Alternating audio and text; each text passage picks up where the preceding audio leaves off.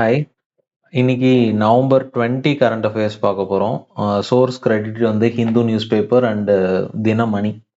So first news, நமக்கு தெரியும் last ஒரு 3-6 மாசமாவே இந்தியா மட்டும் இல்லை, உலகத்தோட பல நாடுகள் மேலே யூஎஸ்ஏ வரி விதிச்சாங்க.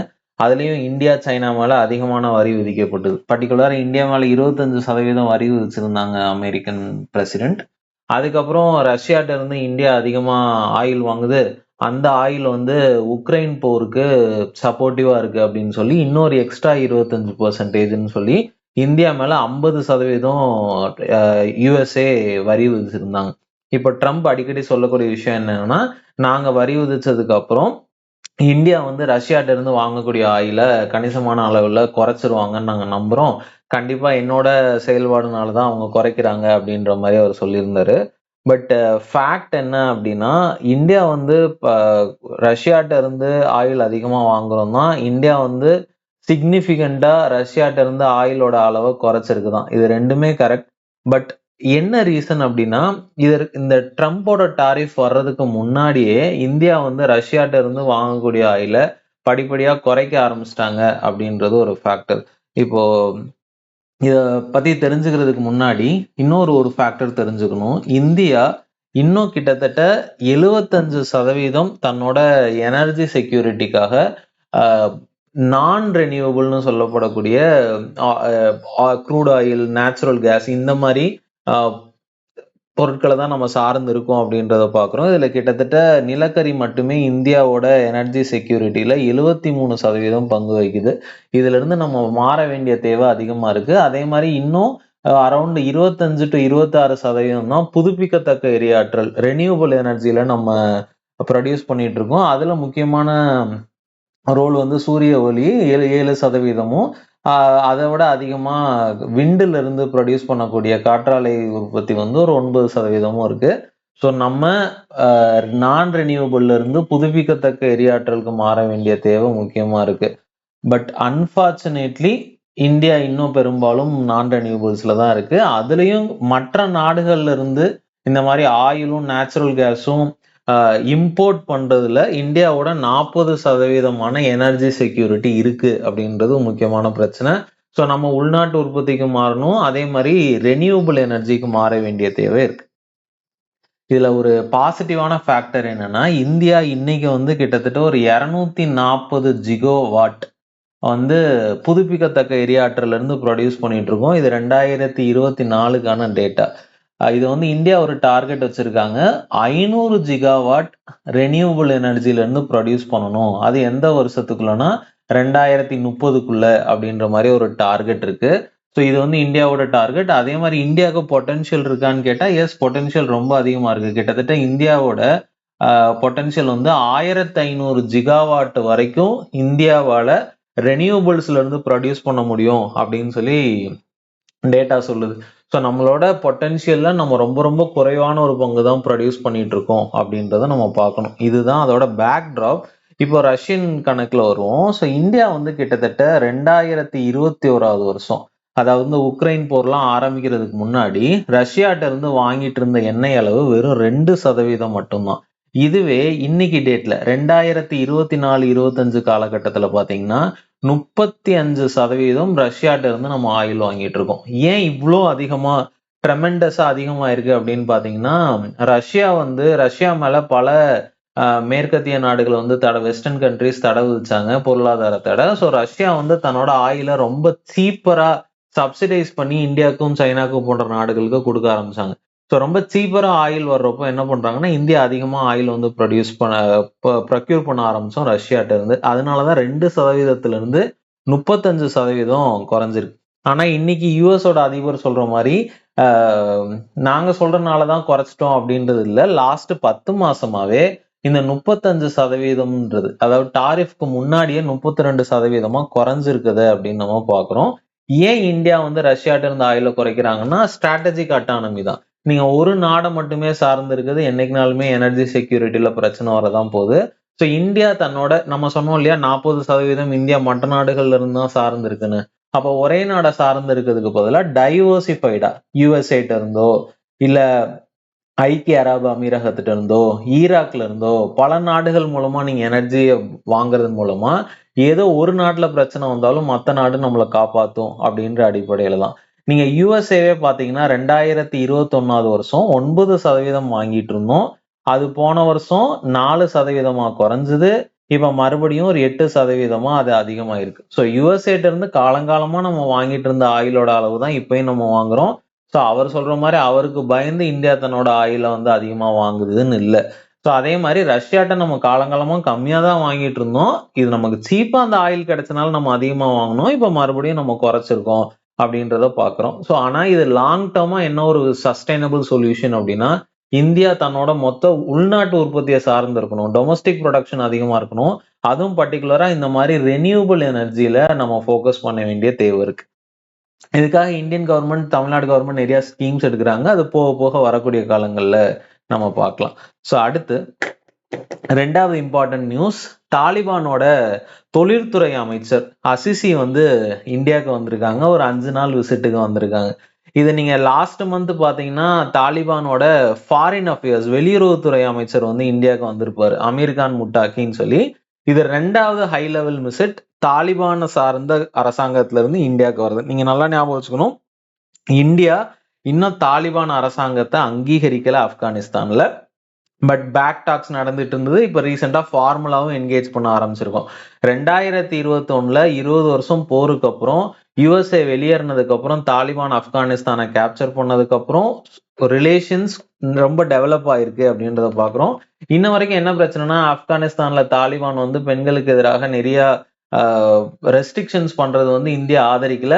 பட் நீங்க இன்டர்நேஷனல் பாலிடிக்ஸ்ல எல்லா விஷயத்தையும் கருத்துல கொண்டு போகும். பாகிஸ்தானுக்கு அப்போசிட்டா இன்னொரு போல் அந்த பக்கம் டெவலப் பண்றது இந்தியாவுக்கு ரொம்ப ரொம்ப பாசிட்டிவா தான் இருக்கும். சரி, இப்ப இந்த தாலிபானோட இண்டஸ்ட்ரியல் மினிஸ்டர் இந்தியாவுக்கு வராரு இல்லையா? இதனால இந்தியாவுக்கு என்ன பலன் அப்படின்னு கேட்டீங்கன்னா, ஃபர்ஸ்ட் ஆஃப் ஆல் ஏன் இந்தியா அவங்களோட க்ளோஸா இருக்கணும் அப்படின்னா, இந்தியாவோட ஸ்ட்ராட்டஜிக் இன்ட்ரெஸ்ட். ஆப்வியஸ்லி பாகிஸ்தானுக்கு பக்கத்துல இருக்காங்க. ஸோ ஒரு பக்கம் இந்தியா, இன்னொரு பக்கம் ஆப்கானிஸ்தான் அப்படின்னு 2 எண்ட்ல பாகிஸ்தானை ஏதோ ஒரு வகையில ப்ரெஷருக்கு உள்ளாக்கலாம். ஸோ இது வந்து ஒரு ஸ்ட்ராட்டஜிக் இன்ட்ரெஸ்ட். இன்னொன்னு வர்த்தகம் சார்ந்தே ஆப்கானிஸ்தான் ஒரு பெரிய மார்க்கெட். பர்டிகுலர்லி பார்மசூட்டிகல்ஸ் மருந்து பொருட்களுக்கு, இந்தியாவோட மெஷினரிக்கு, இந்தியாவோட டெக்ஸ்டைல்ஸுக்கு, இந்த மாதிரி ஏன் ஈவன் டீ, சுகர் இந்த மாதிரி பல பொருட்களுக்கு ஆப்கானிஸ்தான் ஒரு பெரிய மார்க்கெட்டா இருக்கும். ஸோ அதனால இந்தியாவுக்கு பலன் அளிக்குது. இன்னொரு பக்கம் பாகிஸ்தானை ஏதோ ஒரு வகையில நம்மளால ரெஸ்ட்ரிக்ட் பண்ண முடியும். சரிங்க, ஆப்கானிஸ்தானுக்கு இந்தியா கூட சேர்றதுனால என்ன பலன்? சொல்லப்போனா ஆக்சுவலி நீங்க பாத்தீங்கன்னா, பாகிஸ்தான் தான் ஆப்கானிஸ்தான் தாலிபானுக்கு நிறைய சப்போர்ட் பண்ணாங்க.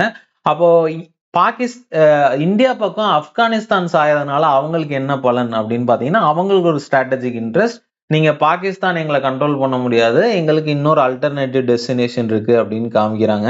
இன்னொன்னு பாத்தீங்கன்னா, ஆப்கானிஸ்தான்ல நிறைய பெருமளவுல இண்டஸ்ட்ரீஸ் எதுவுமே டெவலப் ஆகல. ஸோ அவங்களோட அக்ரிகல்ச்சர் ப்ரொடியூஸ் எல்லாமே அவங்க வந்து they are famous for pomegranate, மாதுளம்பழமோ இல்ல ட்ரை ஃப்ரூட்ஸோ, அவங்களோட கம்பளிகளோ, அவங்க உற்பத்தி பண்ணக்கூடிய குங்குமப்பூவோ, அதெல்லாமே இந்தியால பெரிய மார்க்கெட்டா இருக்கும். அதே மாதிரி நீங்க பாத்தீங்கன்னா, நீங்க ஒரு ட்ரேடு பண்றதுக்கு நீங்க நல்லா பாத்தீங்கன்னா, ஆப்கானிஸ்தான் வந்து லேண்ட் லாக்டு கண்ட்ரி. முழுவதும் மற்ற நாடுகளால சூழப்பட்ட பகுதி. அவங்களுக்கு சி வழியா கனெக்ட் ஆகிறதுக்கு அவங்களுக்கு ஒரு போர்ட் தேவை.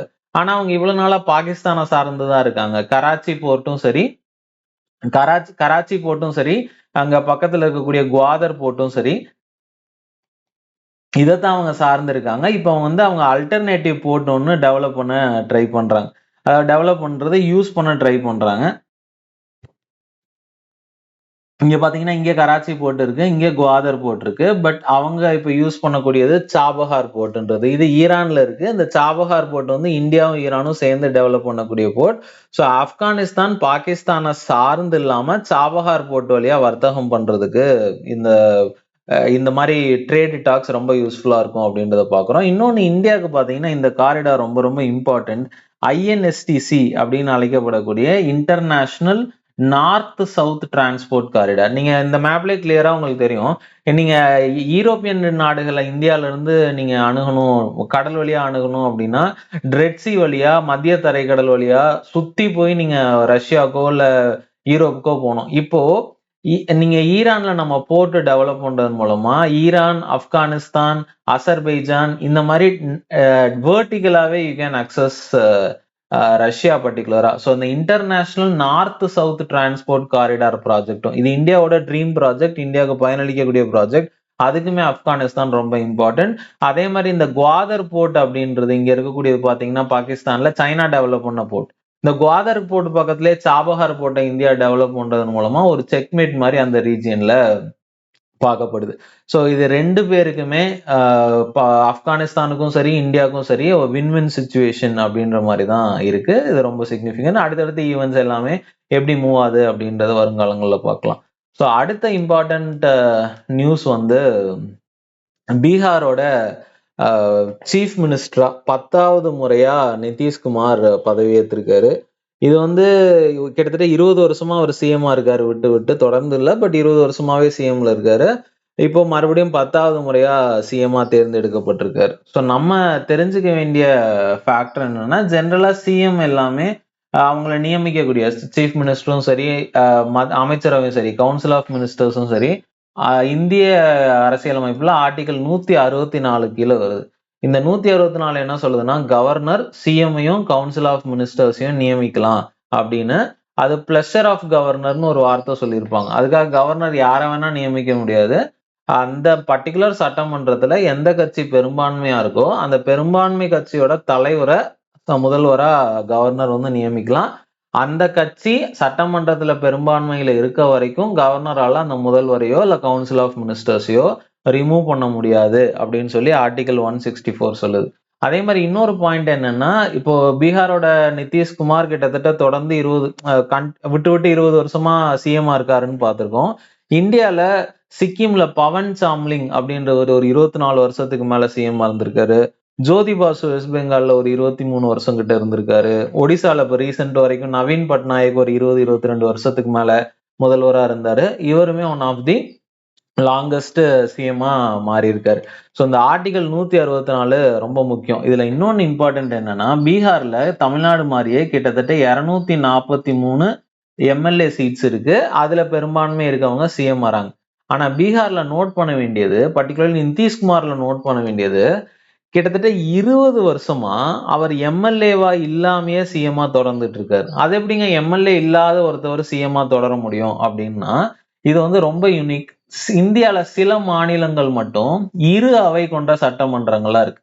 பை கேமரல் அப்படின்னு சொல்லுவோம். இப்ப தமிழ்நாட்டுல பாத்தீங்கன்னா ஸ்டேட் லெஜிஸ்லேட்டிவ் அசம்பிளி மட்டும்தான் இருக்கு. மாநில சட்டமன்றம் மட்டும்தான் இருக்கு. சில மாநிலங்கள்ல மட்டும்தான் எஸ்எல்சி அப்படின்னு அழைக்கப்படுற ஸ்டேட் லெஜிஸ்லேட்டிவ் கவுன்சில் அப்படின்னு ஒண்ணு இருக்கு. அதாவது பார்லிமெண்ட்ல எப்படி லோக்சபா ராஜ்யசபா இருக்கோ அதே மாதிரி மாநிலத்துல லோக்சபான்றது மக்களால தேர்ந்தெடுக்கப்படக்கூடிய அவைன்றது சட்டமன்றம். அதே மாதிரி அங்க ராஜ்யசபா எப்படி இருக்கோ எம்எல்ஏ ஓட்டு போட்டு ராஜ்யசபா எம்பியை தேர்ந்தெடுக்கிற மாதிரி இங்கேயும் சில இன்டைரக்ட் ஓட்டிங் மூலமா தேர்ந்தெடுக்கக்கூடியவங்க தான் எஸ்எல்சி. இந்த ஸ்டேட் லெஜிஸ்லேட்டிவ் கவுன்சில்ல இருக்கவங்க இந்த தேர்ந்தெடுக்கப்பட்டவங்கள we call it as MLC அப்படின்னு சொல்றோம். Member of legislative council. தமிழ்நாட்டிலும் எம்எல்சி முறை இருந்தது, பட் ஏடிஎம்கே பீரியட்ல அதை அபாலிஷ் பண்ணாங்க. அதுக்கப்புறம் எம்ஜிஆர் பீரியட்ல அதுக்கப்புறம் எம்எல்சி தமிழ்நாட்டுல கொண்டு வரப்படலை. ஸோ அப்ப தமிழ்நாடை பொறுத்த வரைக்கும் யூனிகேமரல் மட்டும்தான், ஒரு அவை கொண்ட சட்டமன்றம் மட்டும்தான். பட் சில மாநிலங்கள் 2 அவை கொண்ட சட்டமன்றங்களா இருக்கு. பீகாரோட நிதிஷ்குமார் எம்எல்சியா தொடர்றாரு, எம்எல்ஏவா இல்ல. அதாவது அந்த பீகார் சட்டமன்றத்தோட மேலவை உறுப்பினரா இருக்காரு, கீழவை உறுப்பினரா இல்ல அப்படின்றத பாக்குறோம். அதனாலதான் 20 வருஷமா அவர் எம்எல்ஏவா இல்லாம எம்எல்சியாவே இருந்தே சிஎம்ஆ இருக்காரு. எம்எல்சியா இருக்கவங்களுக்கு ஒரு பெனிஃபிட் என்னன்னா, நீங்க மக்களை சந்திக்கணும்னு அவசியம் இல்லை ஓட்டுக்காக. நீங்க இன்டைரக்டாவே நீங்க வந்து வாக்கெடுப்பு மூலமா வந்துடலாம். இந்தியால தமிழ் 6 மாநிலங்கள்ல இன்னைக்கும் எஸ்எல்சி இருக்குன்றத பாக்குறோம். ஒண்ணு ஆந்திரா, இன்னொன்னு தெலுங்கானா, உத்தரப்பிரதேஷ், இப்ப நம்ம பார்த்த பீகார், மகாராஷ்டிரா, அப்புறம் கர்நாடகா. ஸோ இந்த மாதிரி 6 மாநிலங்கள்ல பை கேமரல் லெஜிஸ்லேச்சர் இன்னைக்கும் இருக்கு அப்படின்றது இம்பார்ட்டன்ட். இதெல்லாம் தான் கரண்ட் அஃபேர்ஸ். அடுத்து இந்த தீர்ப்பாயத்துக்கான சீர்திருத்த சட்டம் அப்படின்னு சொல்லி கொண்டு வந்திருந்தாங்க. ட்ரிபியூனல் ரிஃபார்ம்ஸ் ஆக்ட் அப்படின்னு சொல்லி 2021 வருஷம் மத்திய அரசாங்கம் கொண்டு வந்திருந்தாங்க. இதுதான் அடுத்த நியூஸ். இதை சுப்ரீம் கோர்ட் வந்து ஸ்ட்ரைக் டவுன் பண்ணியிருக்காங்க. அதாவது இந்த சட்டம் செல்லாது அப்படின்னு சொல்லி அறிவிச்சிருக்காங்க. இது என்ன, இதோட பேக்ட்ராப் என்ன, ட்ரிபியூனல்னா என்ன அப்படின்றத நம்ம பார்க்கலாம். சரி, ஃபர்ஸ்ட் ஆஃப் ஆல் ட்ரிபியூனல் தீர்ப்பாயங்கள் அப்படின்றது சுப்ரீம் கோர்ட்லயோ சரி, ஹை கோர்ட்லயோ சரி, அளவுக்கு நிறைய வந்து கேசஸ் பெண்டிங்ல இருக்கு. ஃபார் எக்ஸாம்பிளுக்காக சொல்லணும்னா, சுப்ரீம் கோர்ட்ல கிட்டத்தட்ட 80,000 கேசஸ் பெண்டிங்ல இருக்கு இன்னைக்கு டேட்ல. நீங்க ஹை கோர்ட், ஒவ்வொரு மாநிலத்தோட ஹை கோர்ட் எல்லாமே சேர்த்தீங்கன்னா கிட்டத்தட்ட 60 லட்சம் கேசஸ் கிட்ட ஹை கோர்ட்ல பெண்டிங்ல இருக்கு. இப்போ இவ்வளோ கேசஸ் பெண்டிங்ல இருக்கப்போ மக்களுக்கு நீதி கிடைக்கிறதுக்கு தாமதம் ஆகுது. அதனால உருவாக்கப்பட்டதுதான் அந்த தீர்ப்பாயங்கள், ட்ரிபியூனல்ஸ் அப்படின்றது. இந்த ட்ரிபியூனல்ஸ் வந்து இந்த ஹை கோர்ட், சுப்ரீம் கோர்ட் விசாரிக்கக்கூடிய கேசஸ், கான்ஸ்டிடியூஷனல் கேசஸ் இல்லாம சிவில் கேசஸோ இல்ல கிரிமினல் கேசஸையோ, மோஸ்டா சிவில் கேசஸ விசாரிக்கக்கூடிய அதிகாரம் கொண்ட அமைப்பா ட்ரிபியூனல்ஸ் உருவாக்கப்பட்டிருக்கு. இது கோர்ட் சிஸ்டம்க்கு கீழே தான் வருது. பட் இவங்களால சிவில் கேசஸையும் பெட்டி கிரிமினல் கேசஸையும் விசாரிக்க முடியும். இது ஜெனரலா கான்ஸ்டிடியூஷன் வந்து ஆர்டிகல் 323A, ஆர்டிகல் 323B, இந்த ரெண்டு ஆர்டிகளுமே தீர்ப்பாயங்கள் உருவாக்குறதுக்கான அனுமதி தருது. 323Aன்றது மத்திய அரசோட தீர்ப்பாயம், 323Bன்றது மாநில அரசுகளுக்கான தீர்ப்பாயம். ஸோ இது வந்து மக்களுக்கு எளிதா நீதி கிடைக்கணும், அதுவும் வந்து ரொம்ப காஸ்ட் எஃபெக்டிவா கிடைக்கணும், மலிவா ரொம்ப காஸ்ட் எஃபெக்டிவா கிடைக்கணும்ன்றதுக்காக உருவாக்கப்பட்டதுதான் இந்த தீர்ப்பாயங்கள். சரி, இப்ப இதுல என்ன பிரச்சனை அப்படின்னு சொன்னா, இந்த தீர்ப்பாயங்கள்ல இருக்கக்கூடிய ஜட்ஜஸ நியமிக்கக்கூடிய அதிகாரம் யூனியன் கவர்மெண்ட்டுக்கு உண்டு, மத்திய அரசாங்கத்துக்கு உண்டு. அந்த ட்ரிபியூனல்ஸ்ல யார் யாரெல்லாம் நியமிக்கப்படணும், அப்பாயின்மெண்ட் பண்றதுக்கான அதிகாரம், அதே மாதிரி அவங்க எவ்வளவு காலம் பதவியில இருக்கணும், டென்யூருக்கான டெசிஷன், அதே மாதிரி அவங்க சேலரி முதற்கொண்டு டிசைட் பண்ற அத்தாரிட்டி யூனியன் கவர்மெண்ட்டுக்கு வழங்கப்பட்டுச்சு. யூனியன் கவர்மெண்ட்ன்றது இந்தியாவோட 3 பில்லர்ல எக்ஸிகியூட்டிவ், அரசாங்கத்துக்கு கேட்டகரியில வருது. இன்னொரு பில்லரான லெஜிஸ்லேச்சர், 3வது பில்லரான ஜுடிஷியரி. இப்ப என்ன பிரச்சனை ஜுடிஷியரி சொல்றாங்கன்னா, இந்த மாதிரி 3 பில்லருமே தனித்தனியா இயங்கணும் ஒரு அரசுல, ஒரு நாட்டுல. இப்ப இந்த யூனியன் கவர்மெண்ட் வந்து நீதித்துறைக்கு கீழே தலையிடுது.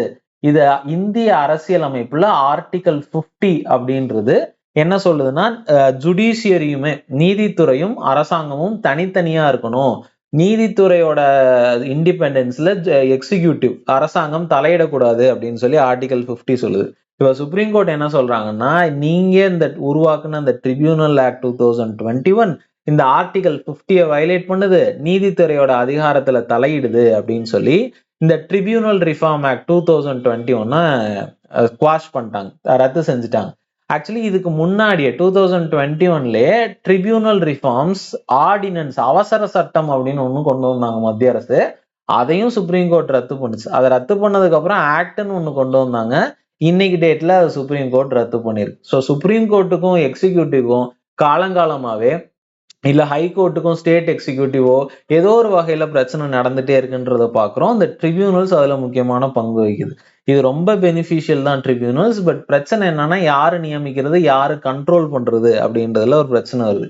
சரி, இதுக்கு என்னதான் சொல்யூஷன் அப்படின்னு சுப்ரீம் கோர்ட் சொல்லுதுன்னா, நேஷனல் ட்ரிபியூனல் கமிஷன், என்டிசி அப்படின்னு ஒண்ணு உருவாக்கப்படணும். 4 மாசத்துல அந்த என்டிசி வந்து தனி அமைப்பா இருக்கணும். அது அரசாங்கத்து கட்டுப்பாட்டு கீழே வராது. அந்த என்டிசி வந்து யார் அப்பாயிண்ட் பண்றது, எப்படி சேலரி கொடுக்கறது, ட்ரிபியூனலுக்கான ஃபங்க்ஷன்ஸ் என்னன்றதெல்லாம் டிட்டர்மைன் பண்ணும் அப்படின்னு சொல்லி சுப்ரீம் கோர்ட் சொல்லியிருக்காங்க. ஸோ ட்ரிபியூனல்ஸோட தேவை இருக்கு பெண்டிங் கேசஸ்னால. ட்ரிபியூனல்ஸை பத்தி கான்ஸ்டியூஷனும் சொல்லியிருக்கு. இந்த ட்ரிபியூனல்ஸை அப்பாயிண்ட் பண்றதுல எக்ஸிகியூட்டிவ், மத்திய அரசாங்கம் ஒரு முடிவு எடுத்தது. அதை சுப்ரீம் கோர்ட் தடை பண்ணி என்டிசி ஒன்று உருவாக்கணும்னு சொல்லியிருக்காங்க. அதெல்லாம் தான் இது சார்ந்த இம்பார்ட்டன்டான நியூஸ் இன்னைக்கு டேட்ல. அடுத்து நேத்தே நம்ம கரண்ட் அஃபேர்ஸ் டிஸ்கஷன்ல பார்த்திருந்தோம். தென்னிந்திய நேச்சுரல் ஃபார்மிங் சம்மிட், இயற்கை விவசாயம் சார்ந்த சம்மிட் வந்து கோயம்புத்தூர்ல நடக்குது. அதுக்காக பிரைம் மினிஸ்டர் வந்து கலந்துக்கிறாங்க அப்படின்ற மாதிரி சொல்லியிருந்தோம். ஸோ அதுல பிரைம் மினிஸ்டர் சொன்ன முக்கியமான விஷயம், தமிழ்நாடு போன்ற பல மாநிலங்கள் நேச்சுரல் ஃபார்மிங்ல, இயற்கை விவசாயத்துக்கு இன்னும் அதிகமா முன்னிலை கொடுக்கணும். தமிழ்நாடு லீடிங்ல இருக்கு. பட் இன்னும் நம்ம நேச்சுரல் ஃபார்மிங்கை உலக அளவுல இந்திய மாநிலங்கள், இந்திய விவசாயிகள் முக்கியமா எடுத்துட்டு போகணும் அப்படின்ற மாதிரி சொல்லியிருந்தாரு. அதுல அவர் சொன்ன ஸ்டேட்மெண்ட் கூட, முருகனுக்கு வந்து, தமிழ் கடவுளுக்கு வந்து தேனும் தினைமாவும் கொடுக்குறோம். இது எல்லாமே சிறுதானியங்கள் தான், இயற்கை விவசாயம் தான். அதே மாதிரி இந்திய பொருட்களான கேழ்வரகு, கம்பு இந்த மாதிரி எல்லாமே வெளிநாட்டு மார்க்கெட்டுக்கு போறதுக்கான எல்லா நடவடிக்கையும் இந்தியா எடுக்கணும். இந்திய விவசாயிகள் முன் வரணும் அப்படின்ற மாதிரி அவர் சொல்லியிருந்தாரு. ஸோ ஆக்சுவலா இந்த நேச்சுரல் ஃபார்மிங்கை ப்ரமோட் பண்றதுக்கு மத்திய அரசாங்கமும் சரி, தமிழ்நாடு மாநில அரசாங்கமும் சரி நிறைய நடவடிக்கைகள் எடுத்துட்டு இருக்காங்க. இதுல இப்போ மத்திய அரசாங்கம் பாத்தீங்கன்னா சில முக்கியமான ஸ்கீம்ஸ் இருக்கு. பரம்பரகத் கிருஷி விகாஸ் யோஜனா அப்படின்னு சொல்லக்கூடிய ரொம்ப முக்கியமான ஸ்கீம். இயற்கை விவசாயத்தை, ஆர்கானிக் ஃபார்மிங்கை ப்ரமோட் பண்றதுக்கான மிக முக்கியமான ஸ்கீம் பரம்பரகத் கிருஷி விகாஸ் யோஜனா. கிருஷின்றது விவசாயம், விகாஸ்ன்றது வளர்ச்சி, யோஜனான்றது திட்டம். So organic farming development scheme. அதே மாதிரி நேத்து நடந்த மாநாட்டுல ஒரு முக்கியமான விஷயம் பிஎம் கிசான் அப்படின்னு சொல்லி ஒரு கவர்மெண்ட் ஸ்கீம். இதுல வந்து பிஎம் கிசான்ல விவசாயிகளுக்கு கிட்டத்தட்ட ஒவ்வொரு வருஷமும் 6,000 ரூபாய் கொடுக்கக்கூடிய ஸ்கீம். 3 தவணையா 2,000 ரூபாய் 2,000 ரூபாய் 2,000 ரூபான்னு வீதம் 3 தவணையா கொடுப்பாங்க. அதுல ஒரு தவணை இந்தியா ஃபுல்லா நேத்து வந்து பிரைம் மினிஸ்டர் கோயம்புத்தூர்ல அந்த ஃபண்டை ரிலீஸ் பண்ணியிருக்காரு. அதே மாதிரி இந்தியால அதிகமா செயற்கை விவசாய உரங்கள், பூச்சிக்கொல்லிலாம் பயன்படுத்துறதுனால மண் அதிகமா இன்ஃபர்டைல் ஆகுது அப்படின்ற மாதிரி ஒரு பிரச்சனை இருக்கு. அதை வந்து களையறதுக்காக சாயில் ஹெல்த் கார்டு அப்படின்னு ஒரு ஸ்கீம் மத்திய அரசாங்கத்தோடது.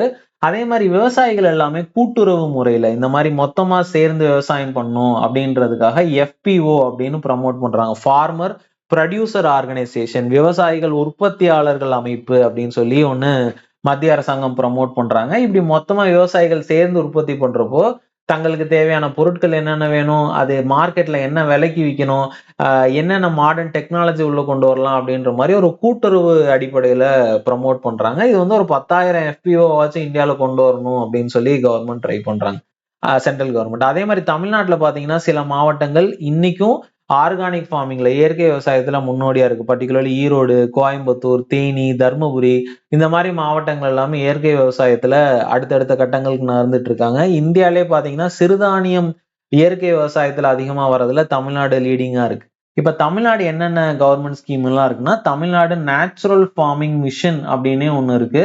பர்டிகுலரா இந்த மாதிரி இயற்கை விவசாயத்தை ப்ரமோட் பண்றதுக்காக.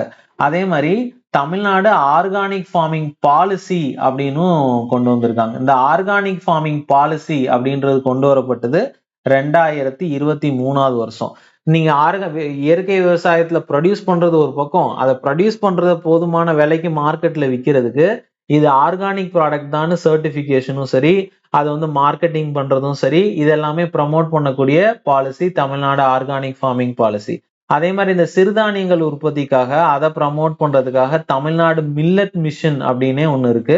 இந்த மாதிரி பல ஸ்கீம் தமிழ்நாடு கவர்மெண்ட்டும் எடுத்துட்டு இருக்காங்க. ஸோ இந்தியாலே அதிகமா ஆர்கானிக் 100% ஆர்கானிக் ஃபார்மிங்ன்றது சிக்கிம். பல நாடுகளும் இப்ப ஆந்திராவும் பாத்தீங்கன்னா லீடிங்ல இருக்காங்க ஆர்கானிக் ஃபார்மிங்ல. ஸோ நேற்று பிரைம் மினிஸ்டர் சொன்னது, அந்த பிஎம் கிசான்ல நிதியை விடுவிச்சது, அதே மாதிரி நேச்சுரல் ஃபார்மிங் எந்த அளவுக்கு இம்பார்ட்டன்றது, அது எல்லாமே எப்பயுமே பெரினியல் டாபிக், நம்ம தெரிஞ்சுக்க வேண்டியது. ஸோ அடுத்த நியூஸ் இது எல்லாமே ஒரு 3 குட்டி குட்டி, குட்டின்னு சொல்றது 3 ரொம்ப சிக்னிபிகண்டான நியூஸ். ஆனா ரொம்ப பெருமளவுக்கு எக்ஸ்பிளைன் பண்ண தேவையில்லாத நியூஸ். ஒண்ணு வந்து டிஜி அறிவு அப்படின்னு சொல்லி, அது வந்து தமிழ்நாடு கவர்மெண்ட், சாம்சங் இவங்க 2 பேரும் சேர்ந்து பிளஸ் யுஎன்னோட ஜிசிஎன்ஐ குளோபல் காம்பேக்ட் நெட்வொர்க் இந்தியான்னு சொல்லி 3 அமைப்புகளும் சேர்ந்து இந்த டிஜி அறிவு அப்படின்னு சொல்லி ஒரு இனிஷியேட்டிவ் எடுத்துட்டு வராங்க. இது என்ன பேர்லயே உங்களுக்கு தெரியும், digital education. So digital education கொண்டு வரணும். பர்டிகுலரா தமிழ்நாட்டு குழந்தைகள் வந்து ஸ்டெம் அப்படின்னு சொல்லுவாங்க, இந்த 4 துறை, சயின்ஸ், டெக்னாலஜி, மேக்ஸ், இந்த மாதிரி இன்ஜினியரிங், மேக்ஸ் அப்படின்ற மாதிரி 4 துறைகளை டெவலப் ஆகணும். ஏன்னா ஃபியூச்சர் வந்து artificial intelligence, data networks, big data, cloud அனாலிட்டிக்ஸ்னு சொல்றோம். இப்ப தமிழ்நாட்டு குழந்தைங்க வந்து இந்த துறைகள்லயும் சிறந்து விளங்கணும் அப்படின்னு சொல்லி ஒரு குளோபல் இனிஷியேட்டிவா கொண்டு வந்திருக்காங்க. இது கிட்டத்தட்ட ஒரு 3000 குழந்தைங்க இதனால பயன்பெறலாம். ஒன்னு டீச்சர் ட்ரைனிங் இருக்கு, இதுல லைப்ரரி இருக்கு, இதுல கெரியர் கைடன்ஸ், ஒரு படிச்சு முடிச்சுட்டு எதுல வேலைக்கு போகலாம், அந்த மாதிரி ஒரு காம்ப்ரிஹென்சிவா இந்த ஸ்கீம் கொண்டு வந்திருக்காங்க. இது ஸ்டார்டிங்ல கவர்மெண்ட் ஸ்கூல்ல ஆரம்பிச்சிருக்காங்க, 2 மாவட்டங்கள்ல ஆரம்பிச்சிருக்காங்க. ஒன்னு காஞ்சிபுரம்ல ஆரம்பிச்சிருக்காங்க, இன்னொன்னு ராணிப்பேட்ல ஆரம்பிச்சிருக்காங்க. போக போக மற்ற மாவட்டங்களுக்கும் விரிவுபடுத்தப்படும். ஸோ டிஜி அறிவு யார் கொண்டு வருதுன்னா சாம்சங்கும் தமிழ்நாடு கவர்மெண்ட்டும் சேர்ந்து கொண்டு வராங்க. ஸோ அடுத்த இம்பார்ட்டன்ட் நியூஸ் வந்து இந்த ப்ரொஃபசர் எஸ்.ஆர். ரங்கநாதன். இவர் ஏன் ரொம்ப சிக்னிஃபிகன்ட்னா, இந்தியாவோட நூலக அறிவியலின் தந்தை அப்படின்னு சொல்லி அழைக்கப்படுறாங்க. அதாவது ஃபாதர் ஆஃப் லைப்ரரி சயின்ஸ் அப்படின்னு இவர் தான் அழைக்கப்படுறாரு. ஸோ இவர் பேர்ல ஒவ்வொரு வருஷமும் தமிழ்நாடு கவர்மெண்ட் விருது கொடுத்துட்டு இருக்காங்க. இப்ப ரீசெண்டா ஒரு 40 லைப்ரரியன்ஸுக்கு நூலகத்துறையை சார்ந்தவங்களுக்கு எஸ்.ஆர். ரங்கநாதன் விருது கொடுக்கப்பட்டுச்சு.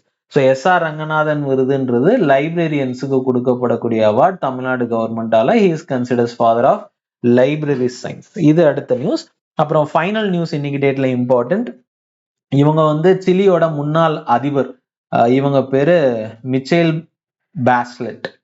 இந்த மிஷேல் பாஸ்லெட்டுக்கு இந்திரா காந்தி பிரைஸ் 2024 கொடுத்துருக்காங்க. So Indira Gandhi prize 2024 Michelle பாஸ்லெட்.